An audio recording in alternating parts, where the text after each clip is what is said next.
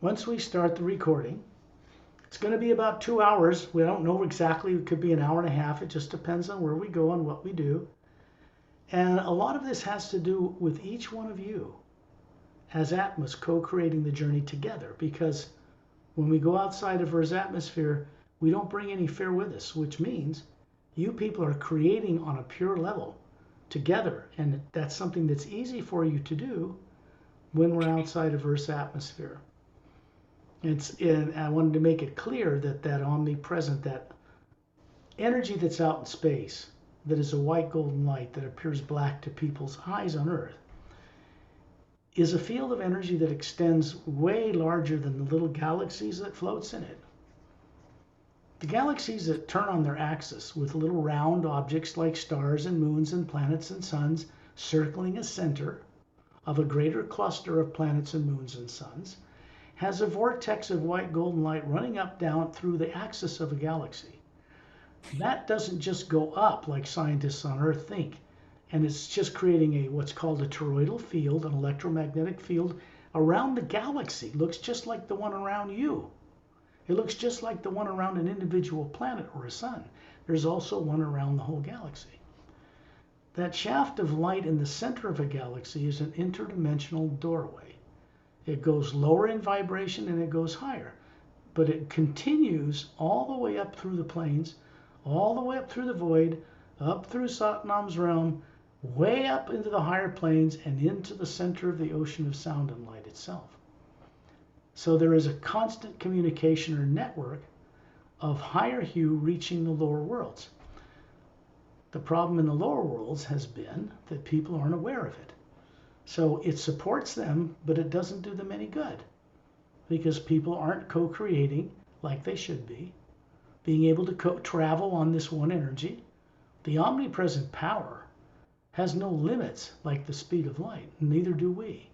We're made of the very same energy as the source itself.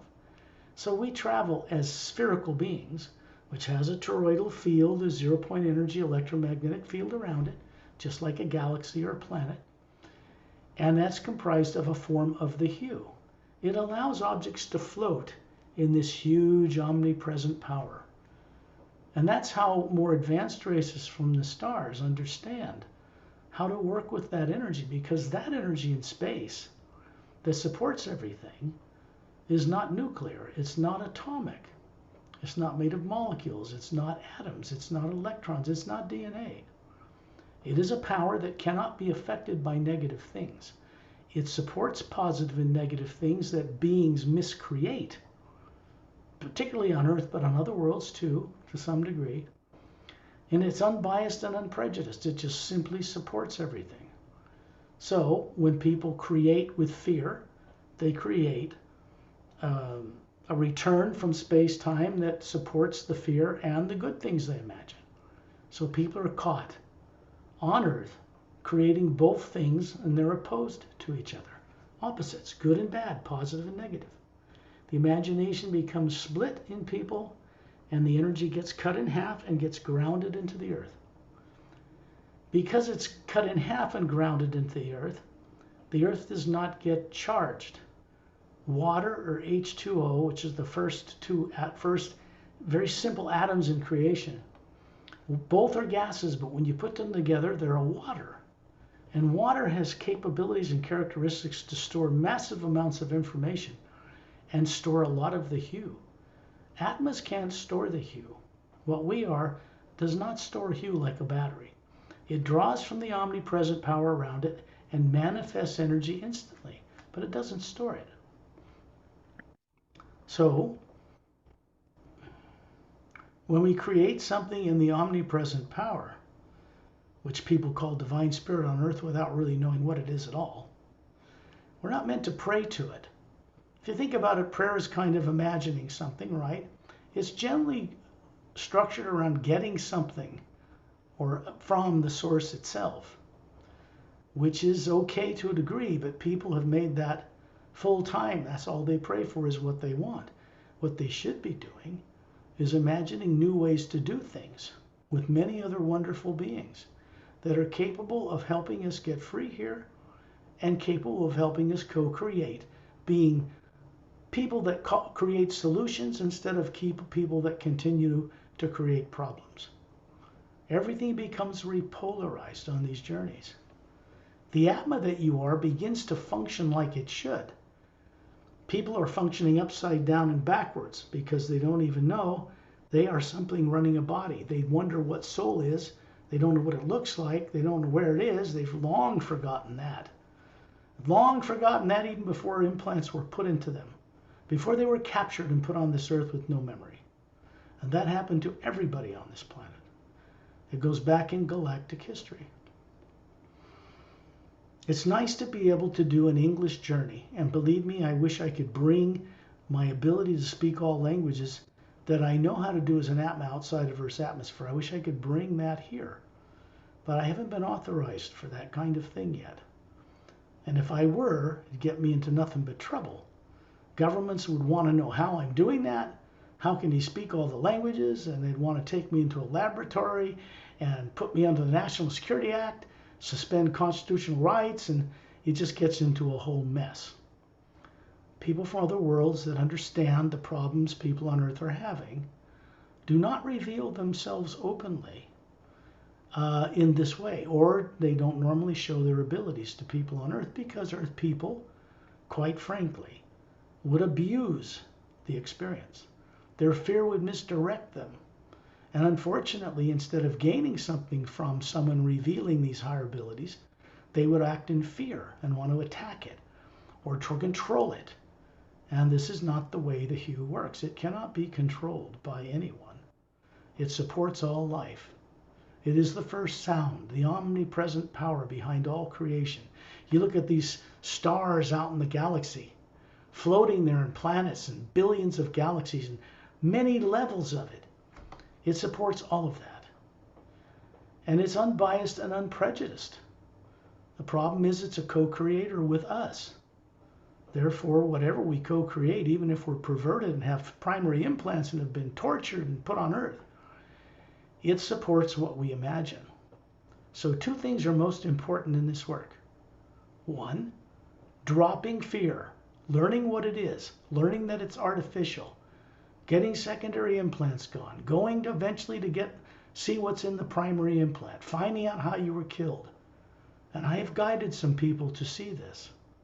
Not a lot yet, but certainly some. Because then the primary implant that put them here that blocks so much of their awareness that they used to have begins to awaken quite naturally. What all of you found difficult to comprehend 6 months or a year ago, it becomes like you just seem to know how to understand it now. And this becomes very natural. It's very easy. It's not what people think, where they have to put a lot of effort into meditation and yoga and doing all these exercises. The real thing, the way the hue really works, is we learn how to use it. We send it out from our childlike nature, from the heart, and then it connects to the hue in a new way. When the hue crosses our paths on a life so suppressed as they have been on Earth, in this way, you have demonstrated to it that you have the courage to step through that door, despite being implanted, despite being killed. To do that, revenge and hatred has to first be set aside. All of you have done that, more than you know, or we would not have met. So when this starts to go on these journeys in this way, we go outside in space first to plug into the pure hue, where no negative nature exists. And there we meet with master teachers, and we can go on trips and journeys to start to recall and remember what we used to know how to do without effort. The Atma does not work in effort. Something all of you should know. It's even, I tell myself this as I'm saying it. The Atma does not create in effort. That's negative. People think it's a lot of effort to do this and that. Well, on Earth it is because of the relationship we have to do in business or publishing books with other people who are in fear. It complicates things. It makes things more difficult to move things forward. The resistance of their fear gets in the way. Here's what's happened to Earth. Earth, because it is not a normal human planet yet, with so many people who don't know who they are, When the hue comes through them to charge the oceans and the rivers and the water in the atmosphere, it's blocked. So the hue is not charged in Earth's oceans as it should be. On a normal world out there, so many beyond your comprehension, normal planets have water that glows a foot above the waves in the ocean, a foot above a waterfall, a foot above a lake. Coming out of a faucet, it glows. The water in people's bodies glow because they're walking around in this stuff. So people in other worlds don't have the problems we have on Earth. They just don't. There are a few planets where people were implanted and imprisoned. Most of them have already been liberated. Earth is the last one. It's the most difficult one. It has some of the most wonderful beings that ever lived trapped unconscious on this planet right now. And they don't even know it. When Ambassador Turellian first appeared before the Galactic Alliance Council on planet Zetronomy 1, it changed the 5,000 Galactic Alliance Council members. They were already living in paradise. They were already very enlightened. But not even they were going to the high worlds above the void. They had all forgotten that too. Which means they were not fulfilling their reason for existing. That reason is to become a conscious, trustworthy co-creator with the source behind all life itself directly. Not faith, not belief. You go into faith and belief, and if it's in childlike wonder, it will lead to direct experience. Direct experience awakens everything. Direct experience begins to give you the ability to let go of the subconscious, terrible habit of fear. Fear of the present, fear of the future, fear of dying, fear of losing bodies, fear of bodies growing old. You name it, it's all based on artificially implanted nonsense. And that's what it is, nonsense. None of it's true, and none of it is who we are. What we are is that spherical, beautiful, radiant sphere that's on the front cover of the Emerald Doorway book. That is what we are. Make no mistake about it. We didn't come into existence in the image of some human being. These bodies were not made in the image of the source or prime creator, as people are quite mistakenly taught on Earth. That's wrong.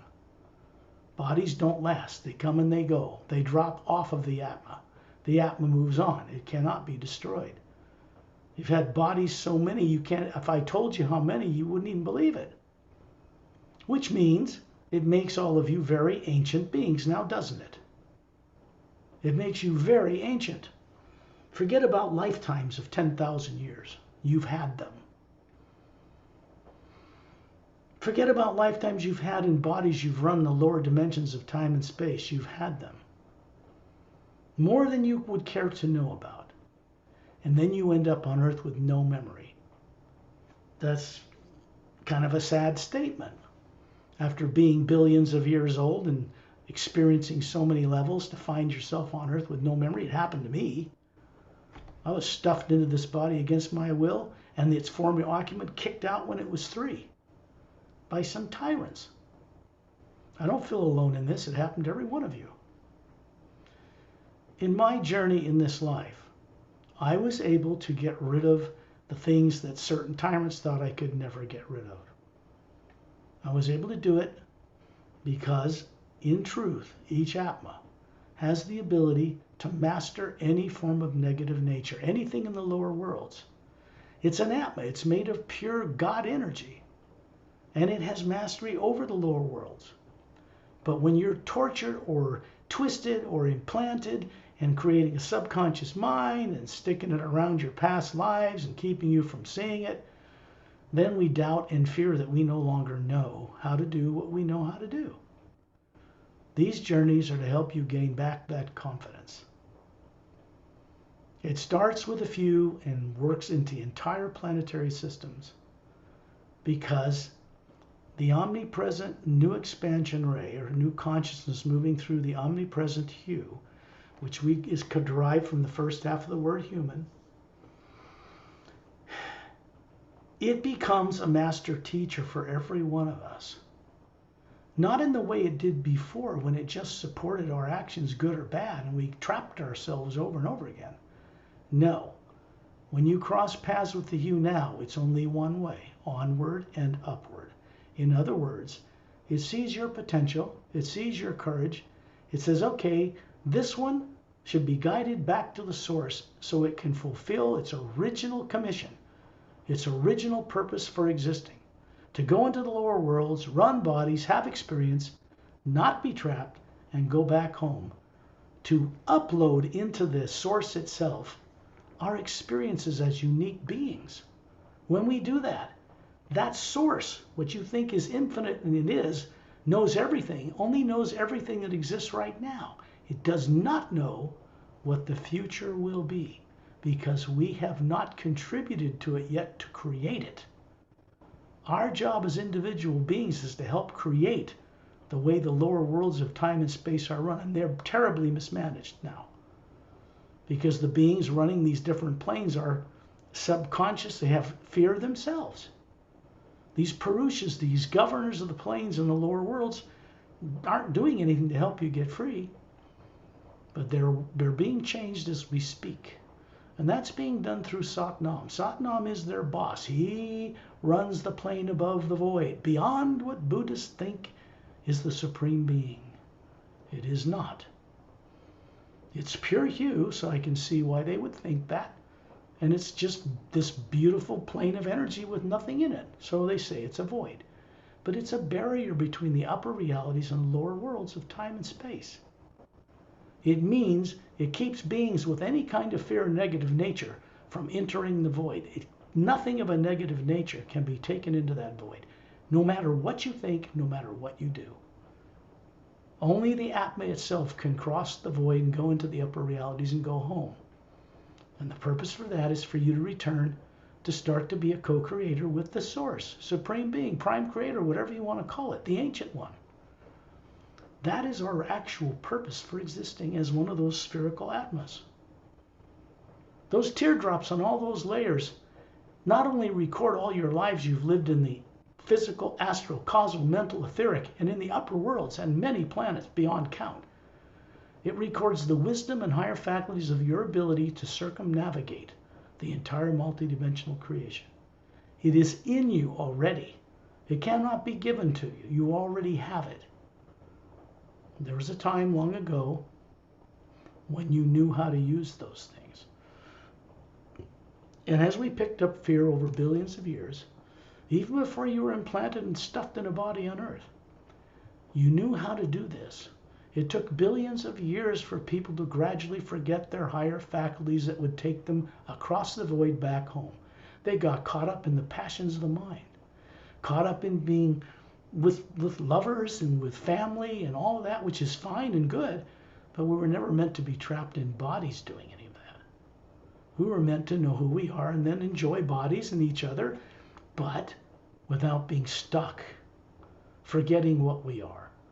So what goes on in these journeys isn't about denying yourself anything, getting rid of your families or any of that. It's just about waking up who you are so you can do all that better, way better. That's what it's about. Nobody has to ever give up anything in any life on any planet running any body anywhere except one thing: fear. Fear is not a real human emotion. It's artificial. It's implanted. It came from outside of us. It's planted in the field of energy around the Atma, not in the Atma. Nothing negative can go into that Atma. That means that there's nothing of a negative nature in any one of you in what you really are. That's outside of you, around you. That's what needs cleaning. Earth's atmosphere needs cleaning.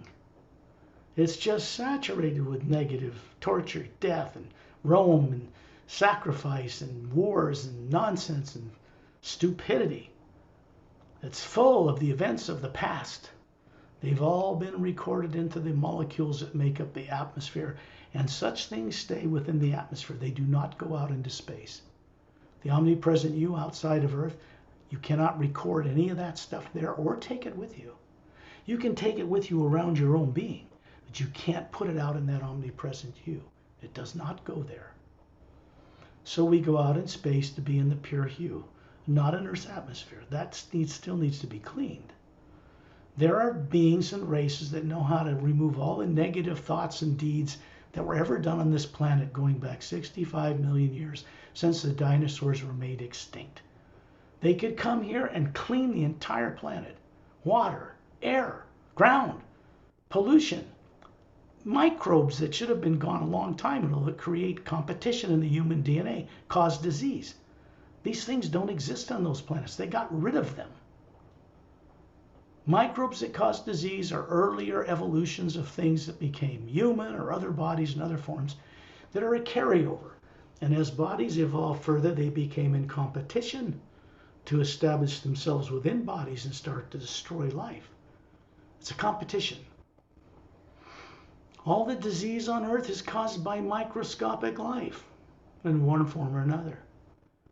More advanced races know how to deal with these things quite easily, quite effortlessly, very, very well. And they have for hundreds of millions of years. Earth is really retarded and very much in the background in this regard. It is not destined to stay this way. So when this is telepathic, it means as I'm sharing this with you, it is being permanently awoken in you, bringing this awareness to the forefront of your consciousness because you're capable of allowing it to happen. And once this is done, you will never forget it again. It's one way.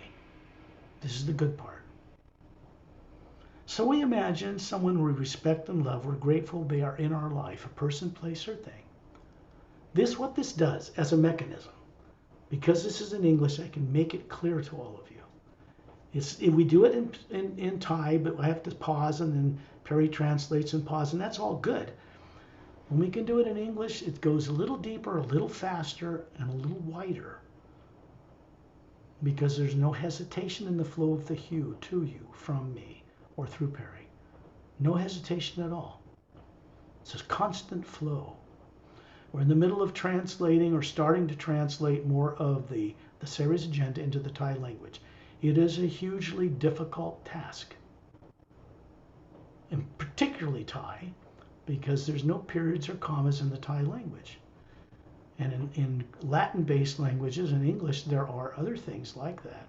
So we have to make sure it's transferred in a way that will read inspirationally, and you'll get the same message in Thai that we're able to deliver in English. Perry knows how the English very well. She knows the experiences very well. She knows how to read it very well. And she's done a lot of guiding these things at hotel meetings and translating what I do into Thai. So she's reviewing what translators do for this book because she is the only one in the right position to make sure they're not making mistakes, and they make a lot of them. We're still trying to find the right translator. The last one worked with us for several months, quit. He quit because he was fighting us on certain things, insisting that we use street language, common street language in Thai in the book, and it does not belong in a book. It breaks up the flow of the thought, so we had to do it, and we're still working on getting this right. We're taking really careful time to get this done. We want it to be of the most benefit for all of you when it's in Thai. And for you that can read English, you already have the books in English. When you have them in Thai, it's going to be a lot more fun too, if that's your native tongue. That's how you grew up. So this is why we're doing it. So when you imagine someone you love and respect, it just needs to be a person, place, or thing.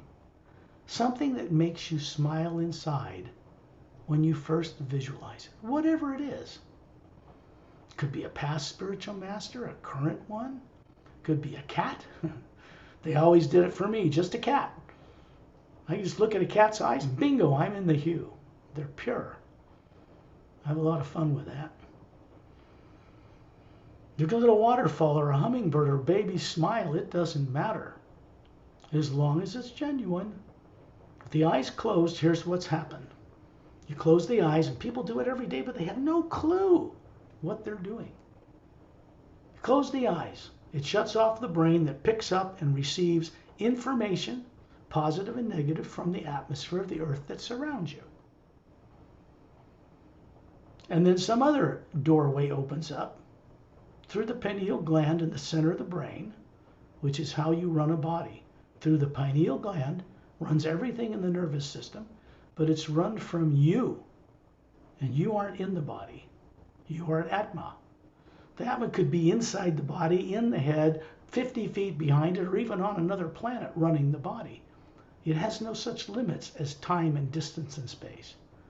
It moves and operates in a continuous connection from the core of the Atma, the white core, to the omnipresent golden white light, and it's never a broken connection. The body dies, the connection is not broken. It cannot be broken. It's not part of the material worlds of space and time. It's part of the power that supports such things. And so are we. So it opens this doorway, connects it like a telephone line of golden white light between the Atma and the body in a conscious way. Every night people leave their body when they put it to sleep. But they're not trained to do this at all from birth. Fear gets in the way, and they don't bring back much memory from where they're going. Yet they're going every night. What we're doing on these journeys, and why they're so important, is because they're based on direct experience. This means that as direct experience is accumulated within you, higher faculties you haven't used in 1 billion years begin to be turned back on. And then the conscious comprehension of how to do this stuff and what it means also resurfaces. It's a natural process. The omnipresent hue, in taking you on as students in a way, with respect, it begins to take charge of your general overall enlightening direction. And this means that while you're alive, you begin to have more experiences outside of the body, in dreams at night, walking down a street, going up to the U Expansion Ray Academy, going to other planets as we're going to do on this journey. And when you bring them back to the physical body on Earth, what you're doing is enlightening a body that has had none of this training whatsoever in this entire lifetime. I mean none. So why should you grow up as an adult feeling comfortable with leaving your body or going to other planets? You don't need a spaceship to go to another planet. Spaceships are limiting.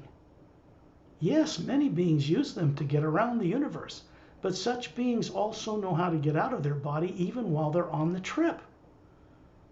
Beings that remove secondary implants not from Earth get out of their bodies in order to do it. This is what people on Earth do not understand. Such things cannot be removed yet by anyone, including me, on the planet Earth. It has to be done by beings who have no subconscious mind, no negative subconscious influence. If you understand this, then you are understanding a great deal. This journey is not about secondary implants. This journey is not about the primary implant. This journey already puts in place that those things are shut off in you by very kind beings that are assigned to each one of you.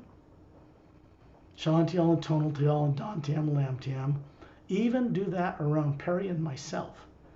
Other beings of their associates do that around each one of you. Very kind, very advanced, not from Earth, never born on Earth, no subconscious mind, no implants. Hundreds and hundreds of years old that look to be 36. They show us a pure energy form that looks human. It's a projection from the white core of the Atma. This is something all liberated beings know how to do, including you. So, if we see Shantiel and Tonaltiel or Dantiam and Lamtiam and other couples around each of you, they're generally about 6 feet tall with hair to their shoulders. Seems to be a trait of Galactic Alliance personnel. Not all. Many of them have hair to their shoulders. Clean, neat. Not many people with beards. That kind of thing. Some planets with them, but not many. By the time they work in this field and come to Earth and get stationed in our solar system, they're here for one purpose, which is the same thing purpose they're here for in the Emerald Star cruisers permanently stationed for now in the ice rings of the planet Saturn, which is where it is. The Mount Shasta base is an extraterrestrial base inside Mount Shasta in Northern California. I live less than an hour drive from that base.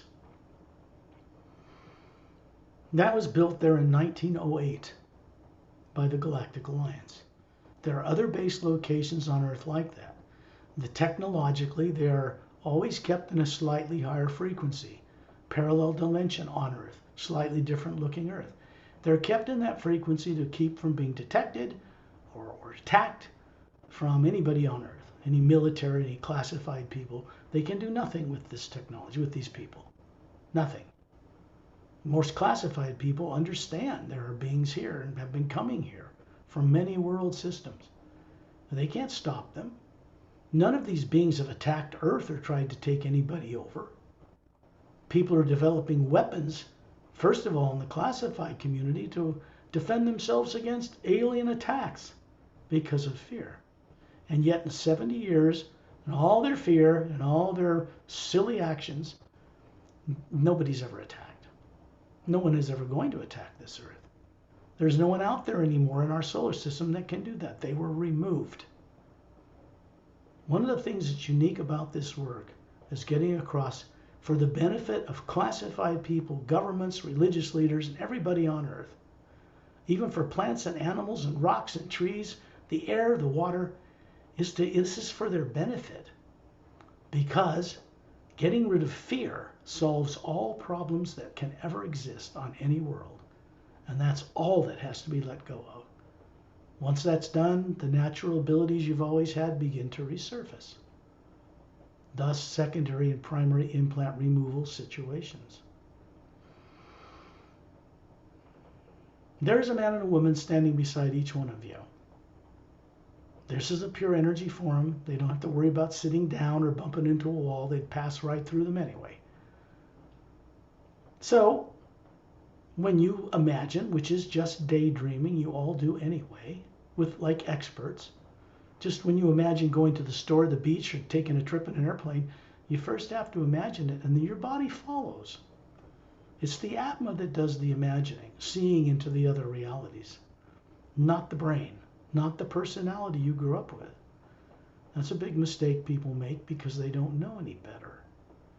When you look out into something and see another planet, as we're about to do, or you go to a higher dimension, this is something all Atmas understand when they're awake, when they've been freed from amnesia, terrorizing amnesia. Remember that any implant, whether it's primary or secondary, are artificial, imposed upon you without your consent. It's how we look into the universe beyond the outer surface of the Atma to see the universe, and we see it distorted, fear influenced, and then we can't get out. We can't do what we're supposed to do. So these beings standing beside you, very kind, smiling, slightly bigger eyes than Earth humans because they have slightly bigger eyes than Earth humans, 4-stranded DNA or more, generally 4. They are not like Earth people. You cannot compare them and think Earth people are kind of like them, because Earth people are not. They don't live on a planet that has problems like Earth. They don't live with governments that are like those on Earth. They don't have multiple governments in many countries. They have one planetary government that's part of the Galactic Alliance. And the most wise people run them, not corrupt people. People make mistakes because of subconsciously influenced fear. And when they do that, the decisions they make and impose on the rest of the world are always, in every case, wrong. Negative decisions cannot produce anything but negative results. You'd think they would have learned that by now. But how can you learn something if subconscious things are still influencing you? Well, you can't. It's impossible. So these journeys are also done for their benefit. That's why we don't have any enemies on Earth. No governments are an enemy of this work. I'm not opposed to any of them. I'm not adversarial to any of them. This is really from outside Earth and is treated as one planet. And all the people in it are treated as one planet, whether they can do it yet or not. It means that beings that know how to do this stuff simply telepathically reveal themselves to us, and eventually the hue flowing through them rubs off on us. It begins to stimulate and awaken childlike wonder. Childlike wonder is not childish.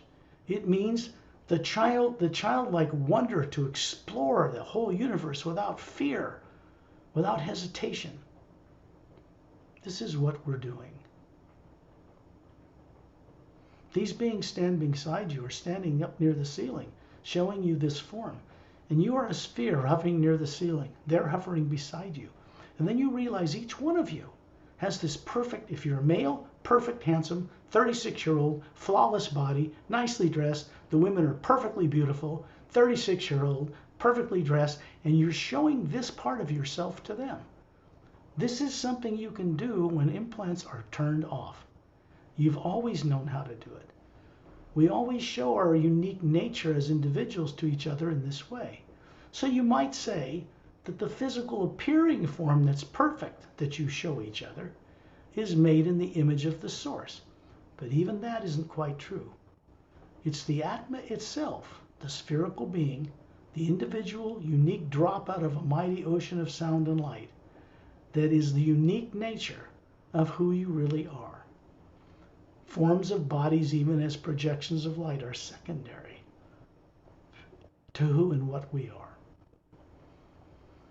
Going through this telepathic process means that it's experiential. These aren't just words for your mindless entertainment. I don't do mindless entertainment. You can go out in the world, the internet, and pay thousands of dollars for somebody to pretend to help you in some way and not get very much done. Fear must be dropped. Period. Or we cannot advance. It's just that simple. When you realize you are the same as them, and these two guides do not have the problems you grew up with on Earth, they're going to take you up into space. I'm there, Perry's there, Master Ramu and Opelam and Etta and Din, Light C, Satnam, has been coming to these journeys out in space. He's all the way from above the void. It's amazing that he even decided to do it, because he never did this before in hundreds of billions of years. So something is really changing. He goes on these journeys because he's unbiased, he's unprejudiced. He's a power that regulates what happens in the lower worlds of time and space. What is underway is the failed experiment of good and evil that we all helped create before the lower worlds of time and space were built, is being changed. Because something new has been brought into the upper realities that was tested to be true, necessary, and kind when it came back to Satnam. That's how things get implemented. You can't change anything from the lower worlds to the lower worlds. We have to go back to our true nature, into an arena where no negative nature exists, and create change from no negative influence. This is what we're doing. Do not think of going to the Hue Expansion Ray Academy or the Atma plane where Satnam is as new for you. It's just something you haven't done in a few billion years. Now we're doing it. Because it's time. Because there is energy available in the omnipresent power there now out in space and in the planet that was not there before. Thousands upon thousands of years, what you call master teachers have had their hands tied, trying to get a single student out of these subconscious problems could take hundreds of years and a number of lifetimes under one guide. Very inefficient. And this is because fear dominated the students as well. No one that's a master teacher will force their will on anyone ever, for any reason, at any time. We have to be co-creatively involved with them to create our own freedom. And you are all co-creatively involved with them right now. Doesn't matter how much you're confident about it or not. The process is underway. And once that's begun, it cannot be reversed. It isn't fickle. It doesn't change its mind. It doesn't go backwards and forwards or sideways or drop off. It's one way, and it's onward and upward. This takes place in a way that your physical life takes on more sublime characteristics. What you know when you walk down the street is much more than what your fellow beings know around you. And so, without having to try to do anything to them, the hue expansion ray comes through you, and it knows when and where and how to fix those people. We do not. We want to have to say one thing about the source power itself. It is omnipresent. It's a living energy. It is not an individual like we are. It is one power comprised of all the atmas that exist in the entire multidimensional creation that congregate in a source center from which all things new are directed.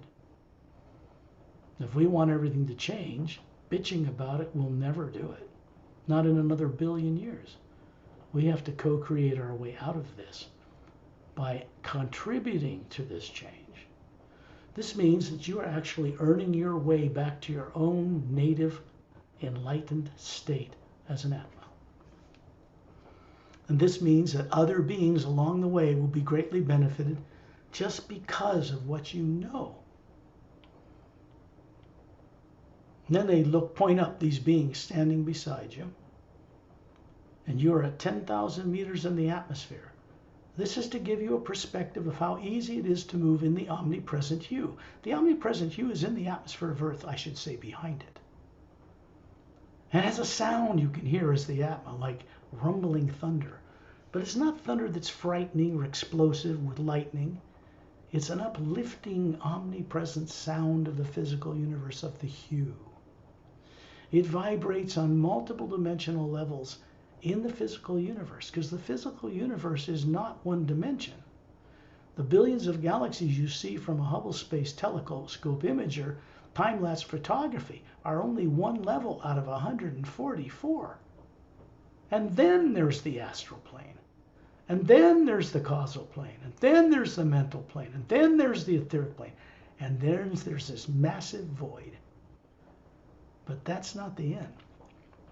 Further up, beyond the void, are other realities.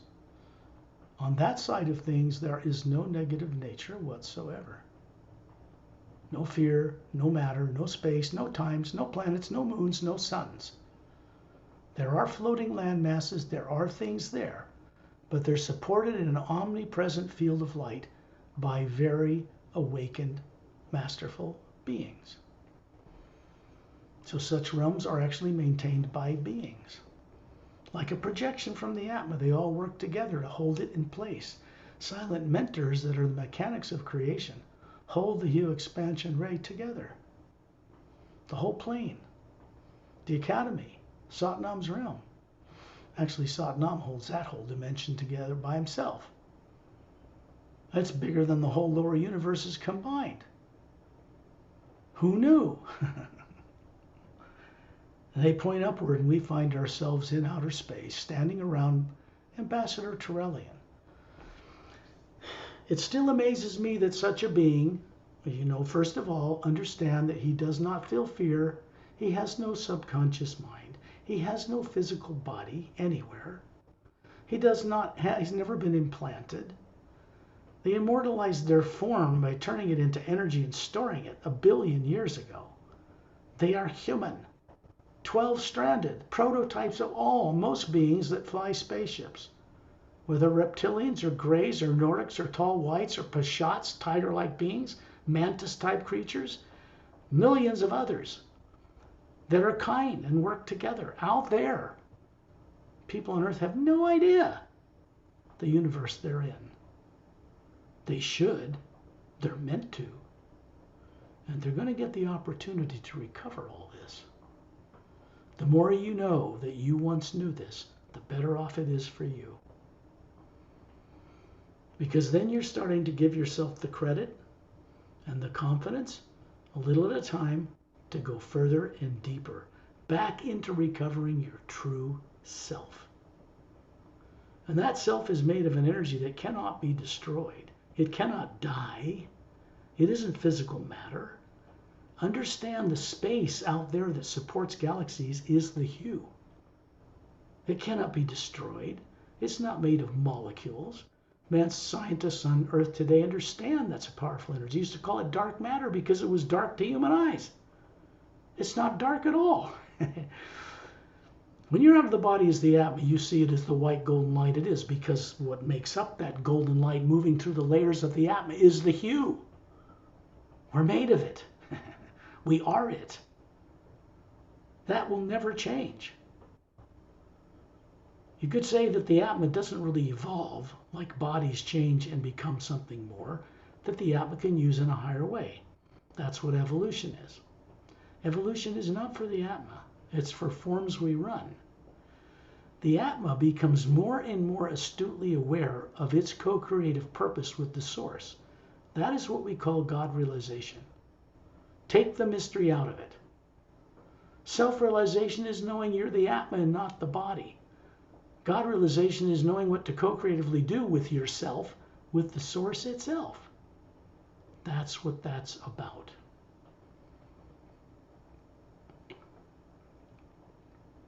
If people are taught that God realization on earth is knowing the Supreme Being, this is not correct. It's co-creating with the Supreme Being. And it doesn't call itself that. Not beyond the void, it doesn't. Faith and belief are fine, but they should lead to experience. If they don't, they're a dead faith. They need the awakening of the first word or sound behind creation in them to give them life and vibrancy and experience. Without it, it's just belief. People get out of their bodies every day. They don't have to wait for it to pass away or die in order to be who they are. But because of the unconscious fear they have to remembering all this, many people pass away in terror and fear of the unknown, which is completely being influenced by artificial negative implants and nonsense. Nobody dies, ever. Nobody ever has. Bodies, yes. The Atma, no. We aren't, look, the worlds of matter, space, and time are kind of like a mock-up. They're real to the beings living and running bodies in it. But in a way, it's really the hue in different forms, what we call material, matter, space, and time. It's set in opposed energies, positive and negative, like the poles of a battery, to create manifestation between the two poles. They were not meant to be opposed to each other. When people imagine negative and positive, they're asking the omnipresent you to give them heaven and hell on earth. And that's exactly what they have. So you see, we must be conscious. When you're around in space, standing in a circle of beings around Turellian who's showing you an 18-foot tall body, he's doing it for a reason. He doesn't have a human form to worry about. Push around, feed, and take to the bathroom. The Sayres got rid of that nonsense a long time ago. He can enjoy a body, but it's stored in one of the teardrops in the yellow layer near the white core of his being. And when he wants to manifest it for a purpose, he draws from the omnipresent power, fills it, manifests it on the spot, and then shows it to us. And that's a body he did once have over 1 billion years ago. It does no longer exist in a physical form. This is pure energy. Just like the body you're showing him, that's pure energy too. That looks human. This is the reality of it. Simple, but people on earth have been deprived it entirely. There are advanced gurus on earth now that teach higher things, and they think there's only 3 sounds you can make with the human lips. Ah, oo, and or But that's not correct. There's a 4th one.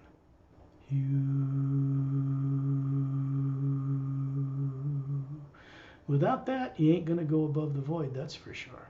Not ever. The other thing that's required to go above the void is being able to imagine what's there. Remember, the omnipresent power only works with what you imagine. Not what you pray, not what you think, not even what you feel, what we imagine. Imagination is not made up in the brain. It is actually looking into the multidimensional creation, looking at things recorded from the past or looking at things that are out in the universe right now, somewhere in some place. That's what we're all capable of doing. People on Earth don't yet know this, so they don't have any consciousness about it. You do. There is a difference.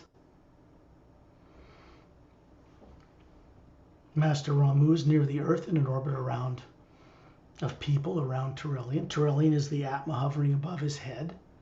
He's got this long hair, slightly wavy to his shoulders. It's blonde. He's like Caucasian, bigger eyes than a human, crystal clear, about 36, white gown on, bare feet, two thumbs up, golden white light around them, golden white. It's a brighter form of the hue than the oval of light that surrounds us as a form of protection out here in space. We don't feel cold. We don't feel heat. We don't experience radiation from the sun. We are here as Atmas. We project physical forms that are flawless to each other. This is how we recognize each other. This is something you all knew once. And out here in space, the sound is still that rumbling thunder. It's gentle. It's all around us. The light is this white golden light that space looks like to us as Atmas. It's not black at all. The more advanced spacefaring races know how to work with that omnipresent, non-nuclear, non-atomic power, that living energy, so they can travel faster than the limits of the speed of light or gravity or time and space. There are limits to spacecraft made of molecules out of the 144 parallel dimensions in the physical universe. They cannot travel into the astral. You have to go out of your body into your astral form, you're running, and go play on spaceships there. But the Atma itself, the real you, is not limited by spacecraft. We can go anywhere in the multidimensional creation. More advanced races know how to do this as well as travel in spaceships. They have a great advantage over people on Earth. Traveling in a ship of the Galactic Alliance to Earth across the stars, half a galaxy, is to them like riding a bus. You need to understand this. It is not a big, ooh, wow, spaceship ride. For even these beings to remove secondary implants, they have to be out of their body as the Atma to get it to work. They have the technology to do it, but that's used for other things. Technology to remove a primary implant permanently exists on some of the Galactic Alliance ships. It does not exist on Earth. To try to remove that now would kill your physical body. It's set up that way. So what happens is, when secondary implants are gone, you begin to have mastery again over the primary implants, a form of negative programming.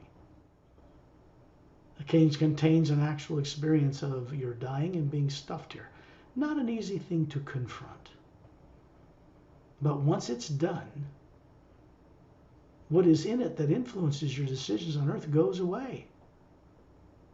It's not there anymore. Even with the implant there, if you know what's in it, it's conscious, not subconscious. So these are the first steps we must take. Out in the omnipresent you, outside of the negatively impacted atmosphere of Earth, we have the opportunity to see and know things again with beings who see and know things. Common sense. It makes perfect sense. There's no negative nature recorded in the omnipresent white golden light that supports galaxies out in space. None. That light is connected up through the planes all the way to the source, to the ocean of sound and light, many dimensions above the Hue Expansion Ray Academy, many dimensions above Satnam's realm, and many dimensions above the void. We all come from there originally. That means you're billions of years old in terms of an Atma. You can't even estimate it in terms of time and space at all. Because we were there in the beginning, creating the lower worlds as they are with good and evil as an experiment, attempted to cattle prod people to learn spiritual logic in the right way, it failed. It's a failed experiment. It did not work or do what it was meant to do. Many beings became trapped in the lower worlds. Too much indulgence in this, too much fear of that, too much attachment to this. And then they just got trapped and lost in body consciousnesses, compelled to reincarnate over and over again with little or no memory. When we start plugging into the hue in this way, that cycle of reincarnation and karma begins to evaporate away. This is what we're meant to become, free from such things.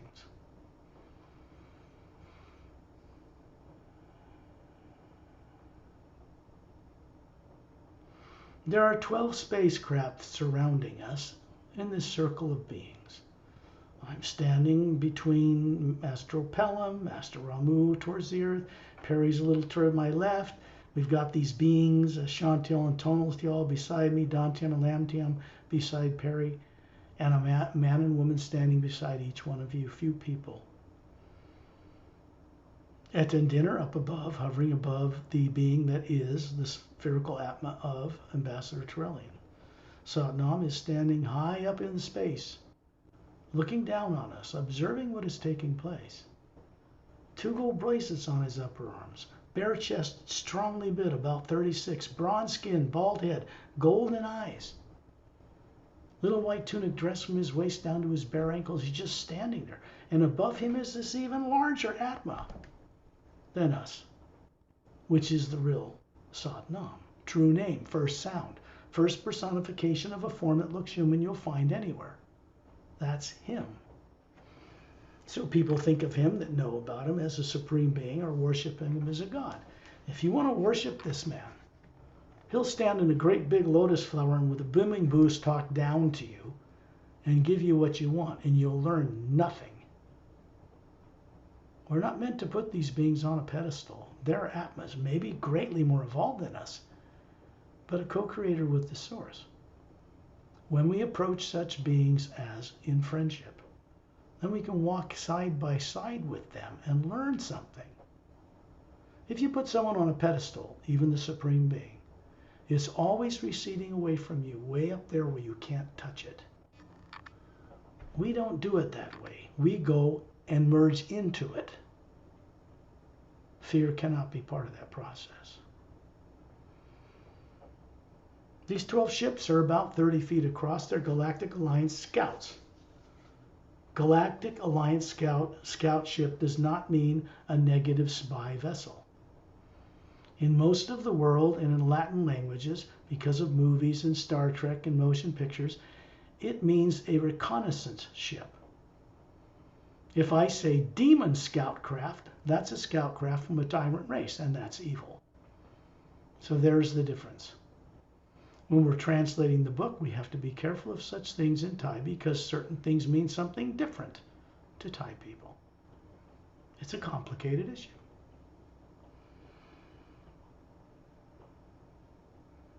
Understanding this and where we are helps you become wiser, more brilliant. Your IQ goes up, your intelligence expands. This is a natural process when we're working in the pure hue outside of Earth's atmosphere. The 12 ships have 4 couples in each one. They're a blue-gray silver metallic thing with 3 semispheric pods, half spheres on the bottom, thin blue antigravitic light around them. There are couples surrounding us. 7 of them in different locations of the 12 have a couple asleep in the back of the ship. They're standing beside each one of us. The Atma hovering above the form they're showing you. They're out of their body. Yes, they have the technology to do this stuff aboard a ship, particularly when it comes to the primary implant. But they have to be as the Atma to move things out of your electromagnetic field that surrounds the outside of the Atma, just like it surrounds the Earth. What's amazing is the toroidal or 0 point energy, the energy of an electromagnetic field, is what Earth people call this, that surrounds a human body. The aura is much wider and larger than few colors near the surface of the body that psychics say, here's the aura. They don't see the whole picture. The same spherical, this toroidal field, this electromagnetic field, looks the same around a human being as it does around planet Earth, as it does around a galaxy. They're all connected. Galaxies float in this omnipresent, non-nuclear, non-atomic energy, this living power. Atmas, you, float in the same power, just like a planet or a galaxy. The difference is you aren't a planet. You're not made of atoms. The atma can move through that energy anywhere. Planets cannot. Suns stay where they are. They are made in the image of their creators, spherical. That's why they're round. When you start to remember this stuff, you're starting to remember a lot. When you look up at Satnam, you see a vortex of golden white light spinning clockwise, kind of like an hourglass with a narrow throat. There's a blue-green, luminous, water-like light revolving around it. And this moves us through the lower planes in a conduit or corridor that bypasses time and space from the physical, astral, causal, mental, and etheric planes, and it enters the void. You can see Satnam starting to move up through that opening. All of us surrounding Ambassador Trillian. He moves us upward. We're like planets, all in one orbit, standing around this star in the center.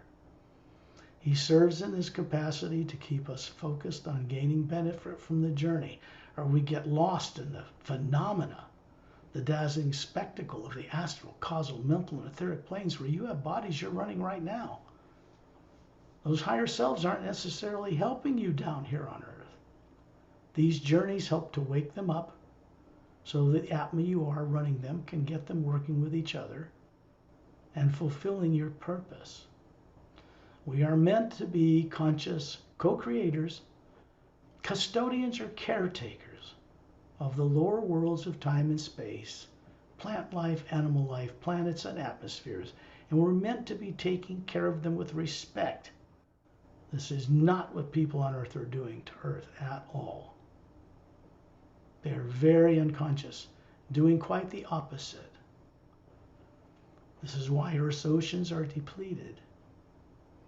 A little bit of hue charged in the equator where you feel good if you get in the water, but they should be glowing. So we're moving up into this throat of this hourglass-shaped tunnel, this portal, this interdimensional doorway, made of the hue that moves up through vibrational levels. Unhindered by stopping off in different planes it passes through. Satnam is partially responsible for creating this conduit. He disappears way up high into a pale blue, ominous, infinite atmosphere. And we go up into it with him and look down, and that vortex closes. We don't see the Earth anymore. He's speeding way up higher, and we're going in a spiral after him, upward, across this expansive void.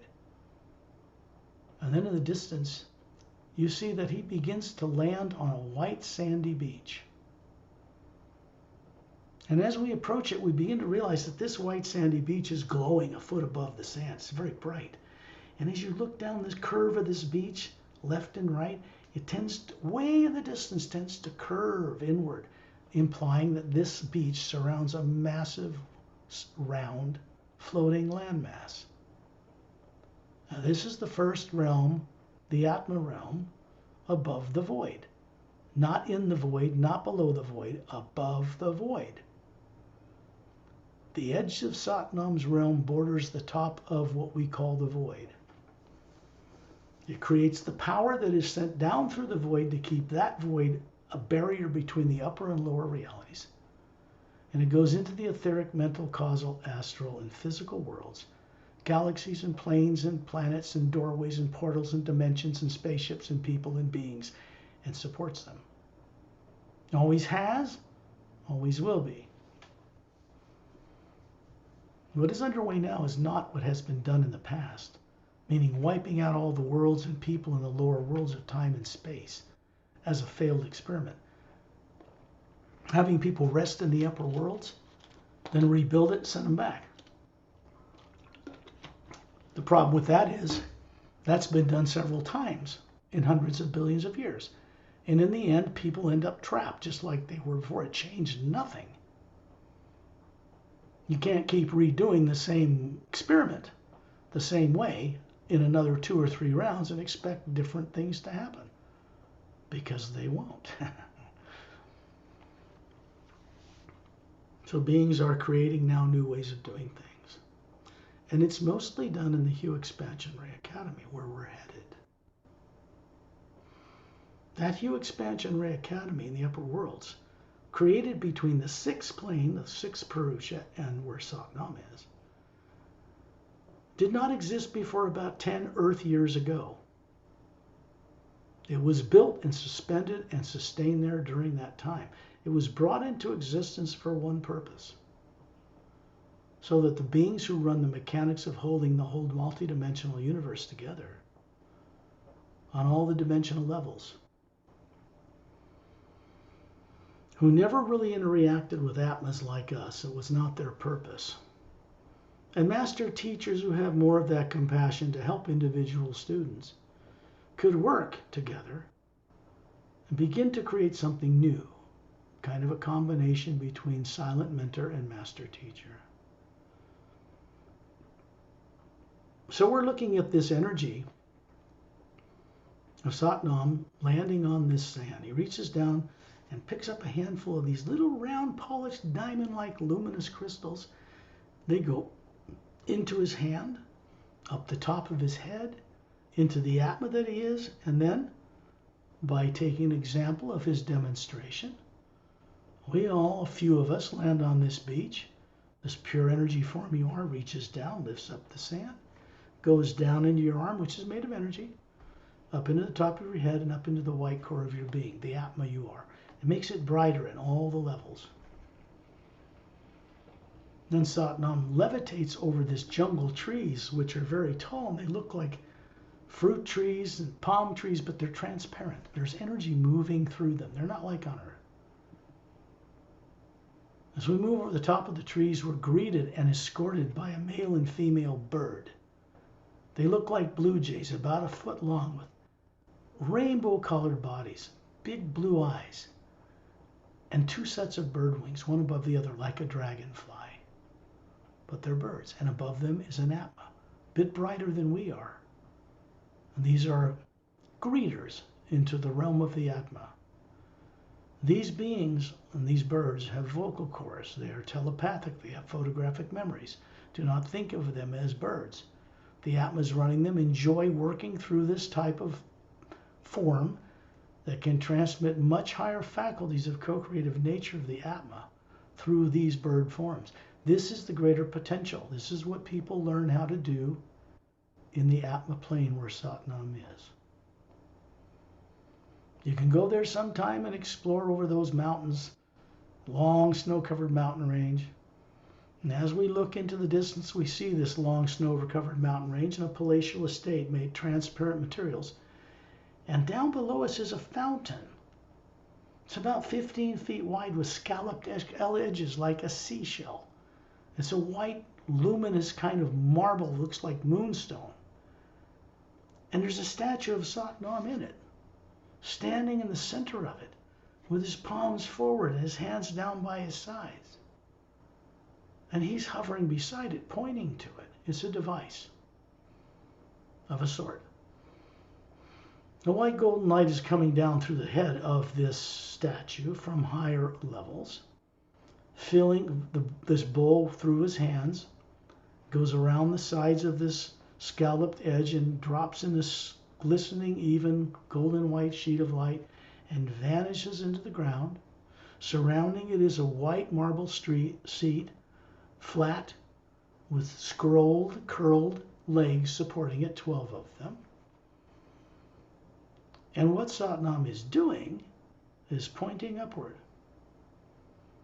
And then you see him kind of move right up near it, and then saw Ambassador Trellian and all of us follow him in a line right up into the energy field above the statue's head. The next thing we know, we're shooting upward, and we're going to come out another portal opening between the 6th realm and Satnam's realm, and we're going to enter what's called the Hue Expansion Ray Academy. In the distance at the other end of this doorway we're moving through, you can see way off in the distance a floating, round, massive landmass with an even more brilliant white sandy beach encircling the outer circumference. There's a cobalt blue atmosphere, brilliant blue atmosphere surrounding this landmass. There's nothing else here. No planets, no moons, no suns, no stars, no galaxies, no nebula. And this blue-white light, this white golden light behind it, is the hue itself. You can see 6 snow-covered mountain peaks in the center of this land, in a circle. There is a Hue Expansion Ray Academy which was moved from the western mountain to the center on this island. There is an island of white sand, looks kind of like marble. I use the word marble, but it's not a rock like on Earth. And this blue glass-like, transparent, smooth as glass tower rises up from that island to an oval sphere, an administration area, up to a minaret point. There's a fountain in the center of that oval spherical area. It does not have a statue of Satnam in it. This is above his realm. But there is a white golden light coming down into it. That light comes from the higher realities. The fountain is a kind of device that generates down the higher energy of the hue into one to support the Hue Expansion Ray Academy.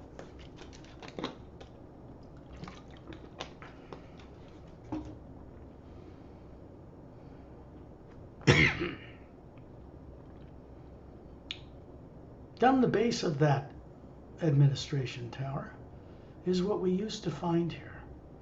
A 4-foot-high blue lapis lazuli gold lace type of stone with a 4-foot in diameter blue crystal sphere hovering above it, not touching it, and a brilliant cobalt blue star shining in the middle of it. There's a white golden light coming down into it from the oval Academy tower above it. It goes down through the floor and down through the Hue Expansion Ray Academy, down to Satnam's realm, down to the void. There is a blue-green luminous lake surrounding this island at the base between these 6 surrounding mountains.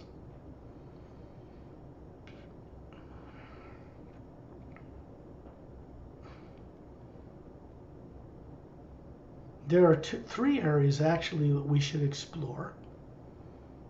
As you look at the base of the outside of these mountains, because we're hovering above the whole facility. We're hovering above it around Trellian as Atmas. We have these body forms we're showing each other, which are pure, young, perfect, flawless. And then we're looking down, and we see that there are white roadways that extend from horseshoe-shaped tunnels that exist at the base of the mountains all the way around it. And these roadways come out and go all the way as straight as an arrow to the beach. They're like the spokes of a bicycle tire all around this. Inside the mountains, they come out of the same tunnels, because that's where they actually connect to the blue-green lake that surrounds this island tower. It's now in the center of this landmass, this floating Hue Expansion Ray Academy, which means the energy coming from the higher worlds is being increased to the lower worlds. It was off-center for a while because the lower worlds couldn't handle that kind of power then. It was kind of cut in half. That recently changed. Trellian is moving us over the western roadway, straight as an arrow. To the right, you can see a pyramid in a clearing. That's where the tree of life is. To the left is a kind of like a grain silo, ivory-collared tower top. And it is a place where we hold what's called the sword of life. Above our head, we pass a certain test. When we go inside that building, first left turn down the western roadway, first teaching facility. We find ourselves inside a curved arena. There are 3 white marble seats flat, one a little wider, concentric circles, another one a little higher, and there are a number of master teachers standing or sitting. And we're standing between them and a foot-high blue disc stage-like area. And what we're doing is standing in a circle on the stage, and you can see that there is a sword pointing downward. Gold jewels in the handle, beautiful blue, glistening, luminous blade, sharp. And it's hovering up above our heads. Consider this a type of an initiation. What you find yourself doing is extending your forefinger and your right hand upward. And this huge sword, which is like maybe 16 feet high, much bigger than your body. The atma is hovering above the body, so that's what's really holding the finger up, okay? The sword duplicates itself into 12, and then it comes down and sits on the top of your finger. This would crush you instantly, or destroy the physical form you show each other if you weren't prepared. There's no fear, so you'll first feel the pressure of the weight of this sword, and you send out the hue, and you find out that it becomes lighter and lighter, and then it levitates a foot above your finger. It's a two-edged sword, which means the blade must be kept still, not turned to the left or right, because it keeps the energy of the hue focused in one uplifting co-creative way with the source itself. And then you lower your hand, and you'll find that the blade is hovering there above your head. And then it moves down and shrinks. It goes into the white core of your being, the Atma, down into the spine of this physical form that's perfect, and it blends there. Then we're moving down the white roadway. We're turning right to the next turn to the right, which is this big four-sided, golden-sided, quartz-topped pyramid surrounded by botanical gardens and a kind of a blue stone path leading to a round glass-like blue door that parts and opens into this flat side of this pyramid. It's bigger than the one in Egypt. Terrellian's walking ahead of us. As the door opens, a little man, a little Asian man, walks out. He's about 5'5", a little hat on, a little Chinese hat like an ancient Chinese master. Maroon kind of robe with esoteric symbols on it. That is Master Light C. He is the custodian or teacher for this facility. So he leads us with his hand inside, and we go inside and we find out that we're standing on the floor a foot thick of a golden, luminous, quartz-like floor glowing. It's charged with the hue. And as we move through it, that charge runs up through our physical appearing forms into the Atma. In the distance, in the center of this massive pyramid, is a gigantic silver tree with roots going down into the floor of this quartz and disappearing. Energies moving up and down them.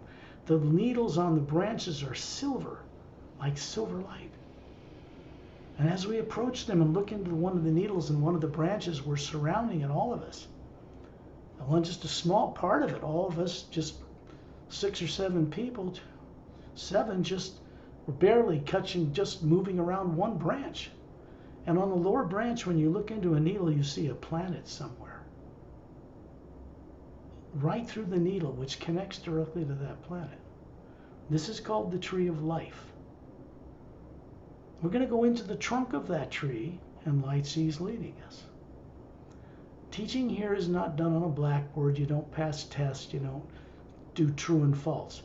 You go through experience. He moves right through the branches of the tree, moves right through it, passes through it, and then he stands in the center of the trunk, which has this massive white golden light roaring up and down it. And then we move in with him, including Turellian. And all we do is hover there while this light moves up and down through us. This is our co-creative nature with the one power.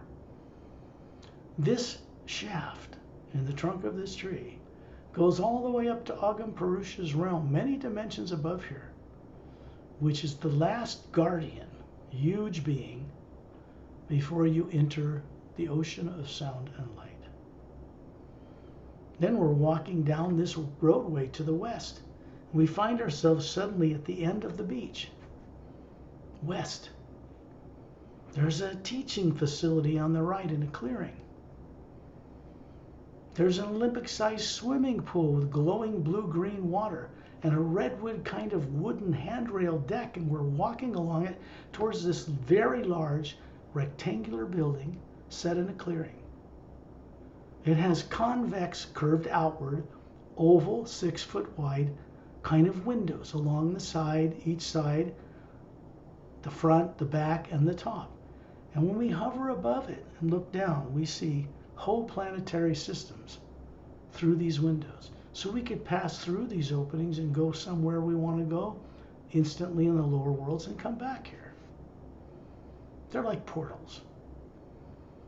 And then we see another set of blue, clear doors with a split in the middle, and they open up into the walls, and 3 beings come out.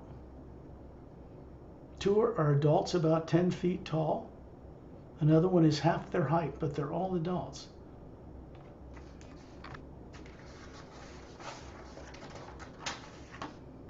These beings have long silver-like hair, red, gold, and violet-looking eyes. And the younger one, that's the son, who's an adult. This race came from a galaxy 5 galaxies away from the Milky Way a long time ago.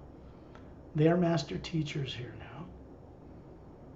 And they escort us inside the opening door. And when we come inside it, they stand aside. And what you see is an Olympic-sized soccer-like field with tall green grass glowing.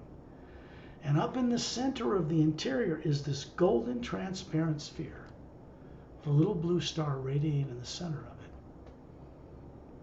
Turellian takes us up and around this, so when you're looking into this sphere, you'll find that the body form you have is moving its hands.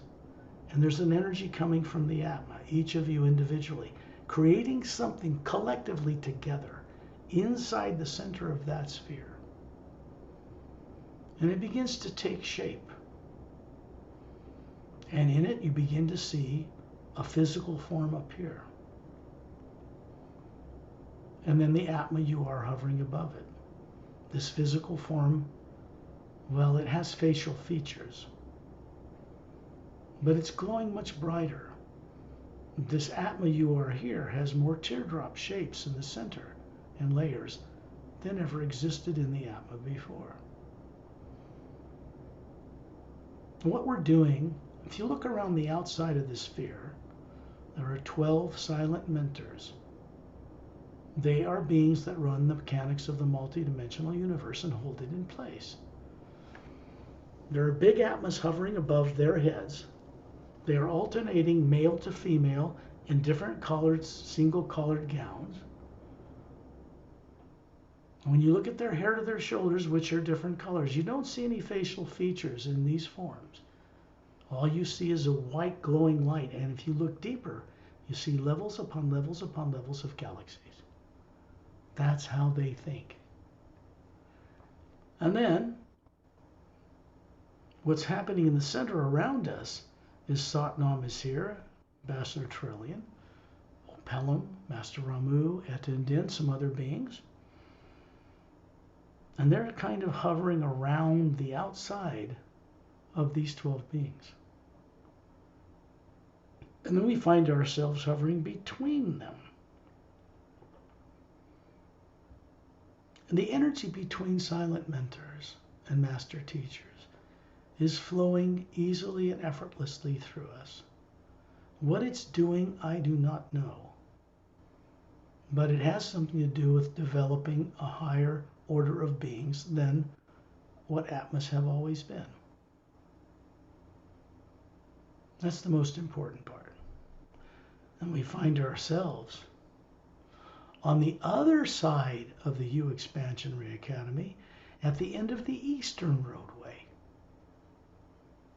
The glowing white beach is just a few feet away, and to the right is another clearing. It has a walkway leading inward of stone. And on the left and the right are beings behind booths, showing us new inventions and new things they're coming up with. They're displaying them respectfully, so we can observe this as we pass. Men and women, even children, represented here. There are no real children here. That's just a form they're running. They're Atmas, hovering above their forms. And in the distance, it opens up into a huge field of long violet grass, and it changes color from blue to green to violet. This is a type of energy. And hovering above this massive field is bigger than like a soccer stadium. There's no building here, just a big golden sphere hovering in the atmosphere with a blue star in it. And we find ourselves joining hundreds of other men and women, Atmas, moving their hands and creating something new around the blue star inside this golden sphere. And you'll see the same thing. A dozen silent mentors, master teachers inside the center, a blue star with a gold white light coming down into it, and us between them. Then it moves through us. And then we find ourselves out on the western roadway on the other side, hovering above what looks like an ocean of cobalt blue light. You can see a wave that looks like that light crashing on this luminous white beach. It continues around the entire circumference of the U Expansionary Academy and keeps rolling around it. It's creating a sound vortex that surrounds and keeps this place together. Now we're moving out into this ocean of cobalt blue light, and you can see the U Expansionary Academy recede in the distance and vanish. Terrellian opens a spinning vortex like water and moves down into it. We're still around him in a circle. We move down with him. And as that closes above us, we start seeing mammals and animals and sea life and dolphins and whales and Atmas hovering above them, and they're talking with us. These aren't animals. They're Atmas learning how to respect all life. So we just acknowledge their presence and keep going. The next moment, you find yourself in a circle around Ambassador Terrellian, myself and Perry and other master teachers, the 12 ships still circling us. From here, you can even look into the solar system like you have a telephoto lens, and you can see the Emerald Star Cruiser, the same one that's shown in the original artwork on the front of the Sayers Agenda book, with Galactic Scout approaching it to land in the central area of the ship. They don't go through an open launch bay. They raise their molecular time rate and pass right through the metal hull. There are no open launch bay doors on this type of craft. It has a bridge control room on each end for going through interdimensional doorways, either way. It is stationed there along with craft and members from all over the Galactic Alliance to patrol Earth's solar system for two reasons. One, to keep tyrants from ever coming back here. That's done. Two, to keep Earth people from playing in space with their fear-driven, misdirected decision-making about splitting up the spoils, like Russia, China, and the United States. They think they're going to go out there and see who can get the spoils of other people's planets. I can tell you they are already knowing they're in for a big shock. That's never going to be the future of this Earth, because space is already occupied by far more advanced races, and they will not tolerate the lunatics from Earth going out there that way. So Earth is a quarantined solar system for our own protection for now. And then you find yourself back on Earth, hovering near the ceiling with this man and woman beside you. Perfect, flawless. Your form, your physical form is perfect and flawless. This is how we show ourselves to each other. The Atmas, the three of you, are hovering above the forms, and a white golden light is coming down through the ceiling, through you. And then there's this huge toroidal electromagnetic field around your body.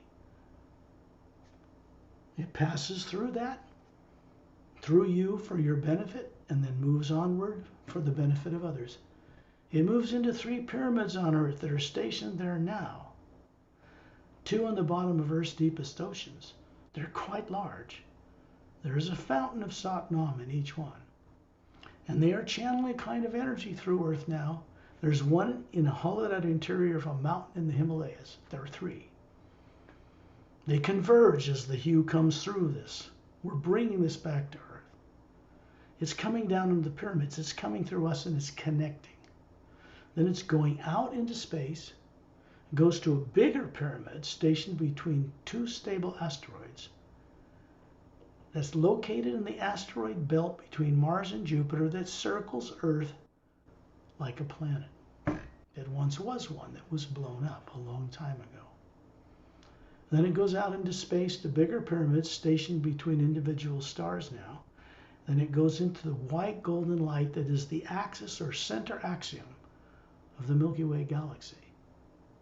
You can see this when you Google electromagnetic fields around the galaxy, toroidal fields. You can see it. And they show it going up above the galaxy and below it, but it actually continues much further. It goes much ever upward until it connects through other dimensions and goes back to the source itself. In our next journey, we will take a trip into the ocean of sound and light. That is the source. That is Prime Creator. You should know that there are 2 relatively larger dimensions above that source now. The silent mentor realm and the hue expansion ray plane above it. That's a number of dimensions above what you call the Atma plane, or what we call the hue expansion ray academy. Our original source, where we came from, came out of the ocean of sound and light as individual Atmas. We are meant to return there. When you're ready, open your eyes.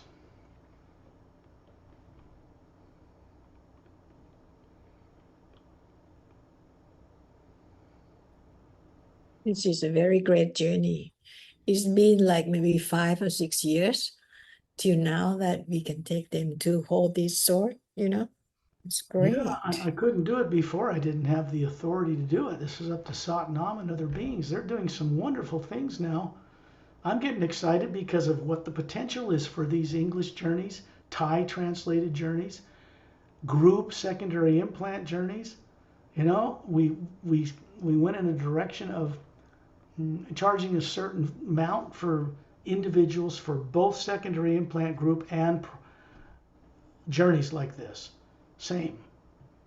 We need more boots on the ground, I don't know if you all know that things have changed a lot, in each time we go on the journey. And if you have a time or chance, please come join us, as much as you can. These are going to be, I don't know what we're doing. We can talk with everyone later. When I do one-on-one journeys, they're a couple $100, I think, but they take a great deal of focus. And because they're one-on-one, I can only do just so few of them. I mean, I couldn't sit here for 8 hours a day to do 4 people a day times 4 days a week times week. It's not possible to do it. So we're going into the group area so that many more people at less of a cost can join them. I'm trying to back away from the one-on-one journeys because it limits how many people can be involved just by its sheer nature. It would take me years and years to guide individual people one on one in secondary implant journeys. It would take years and it would destroy my body. I couldn't do it. So we have to let this expand in a way that must take place for the good of all life. And I think if you remember the guy, not Songbot, the guy who had cancer, I think he's here too with us on the journey today. I mean, he helped a lot too. You know, this man who died of cancer was ที่ well น้าทรงบทเสียแล้วนะคะ เสียสักพักหนึ่งแล้วนะ อ๋อเหรอ He is in the Hugh Expansion Ray Academy now. Do you know why? Because we took him there enough times for him to be grounded there. So when he passed away, he went straight there. So he can evolve much further without a physical body to become a co-creator from there. This is a unique, wonderful gift to this man. But he had the courage to do it while he was dying. So that's where he ended up. Pretty cool, huh? That's very cool. No more karma, no more reincarnation. He's done with it. His wife, who's still alive, also went on these journeys. Okay, I will bring this recording to a stop.